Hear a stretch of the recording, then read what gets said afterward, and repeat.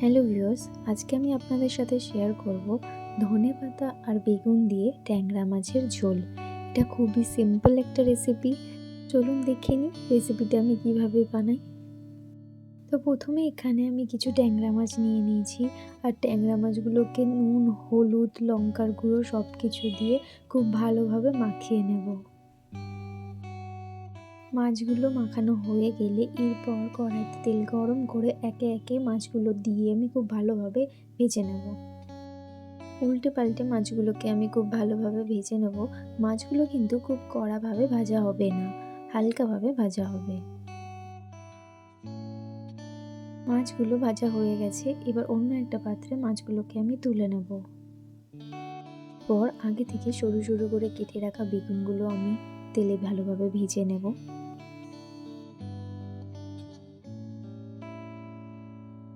বেগুনগুলো একটু লাল লাল করে ভেজে নেওয়ার পর এগুলো আমি আলাদা পাত্রে তুলে রেখে দেবো। আর যেহেতু বেগুনটা ভাজা হয়ে গেছে, তো এটা রেসিপির একদম শেষে আমি দেব। এরপর ওই একই কড়াইতে তেল গরম করে আমি দিয়ে দেবো কালো জিরে, কাঁচা লঙ্কা ফোড়ন।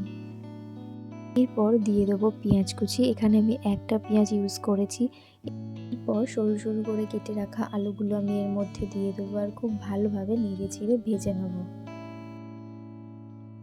এরপর এর মধ্যে আমি হলুদ আর নুন দিয়ে আবারও আলুটা খুব ভালোভাবে ভেজে নেব।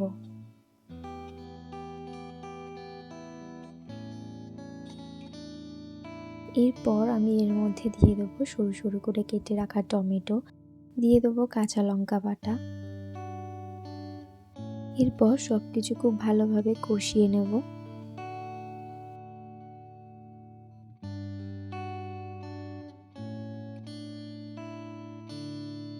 এরপর আমি এর মধ্যে দিয়ে দেবো জিরে বাটা। এই রেসিপিটাতে কিন্তু অন্য কোনো রকম মশলা চলবে না, শুধুমাত্র কাঁচা লঙ্কা বাটা আর জিরে বাটা দিয়ে রেসিপিটা হবে। এরপর সব কিছু খুব ভালোভাবে আরও একবার কষিয়ে নেব। এখন কষানো হয়ে গেছে, এরপর এর মধ্যে আমি দিয়ে দেবো গরম জল, দিয়ে ভালোভাবে নেড়ে চেড়ে নেব।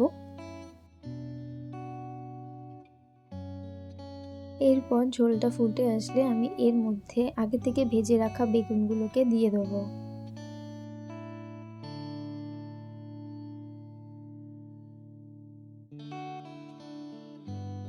দিয়ে দেবো ভেজে রাখা ট্যাংরা মাছগুলো।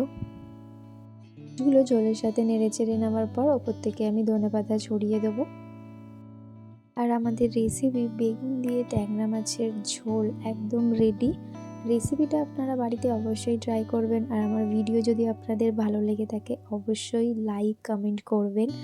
আর আমার চ্যানেলে আপনি নতুন বন্ধু হয়ে থাকলে প্লিজ চ্যানেলটা সাবস্ক্রাইব করে দেবেন।